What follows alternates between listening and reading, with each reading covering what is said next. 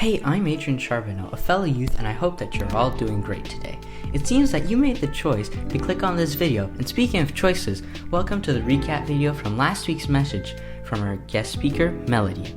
So without further ado, let's dive into a world of dimensions and choices that we currently live in. Okay, we have a choice, which will decide our direction, which will influence our perception, which in turn defines our person, and our person reflects our final destination. We will be looking at this further in the video, but for now, what is a dimension? Well, the dictionary defines it as a measurable extent of some kind, but I like to think of it as a whole new world. So the big question is there another dimension? And the answer to that is yes. That dimension can be represented by one word, perfection, which is also a word that we can use to describe life.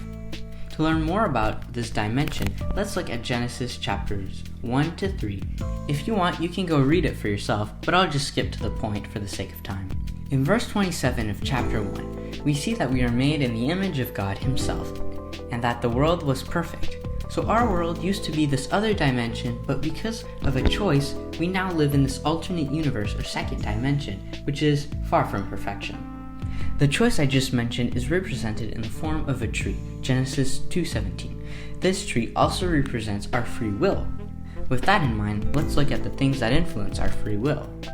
There are three main things: our reason, which is not perfect, our experience, which is limited, considering our age, or at least mine, and our emotional state, which simply said is far from perfect.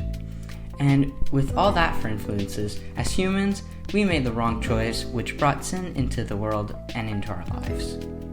But there's still hope for restoration. Jesus came into the world, and through Him we have a new choice, a choice that can bring us back to the original and perfect dimension. So what choice will you make? Now, let's go back and look at what we started with. We understood the first part, our choice. That choice will point you in a certain direction. That direction, good or bad, will influence your perception. Here we get to the part about our person. Our perceptions on any topic influenced by our direction will determine how we think and act, therefore defining who we are. And finally, who we are, our choices, actions, perceptions will reflect our final destination. In conclusion, what you consume consumes you. Your choices will directly influence your final destination. So be a vigilant consumer and remember Proverbs 3 verses 5 and 6. Trust in the Lord with all your heart and do not lean on your own understanding. In all your ways acknowledge Him and He will make straight your paths. This was Adrian with another youth recap video.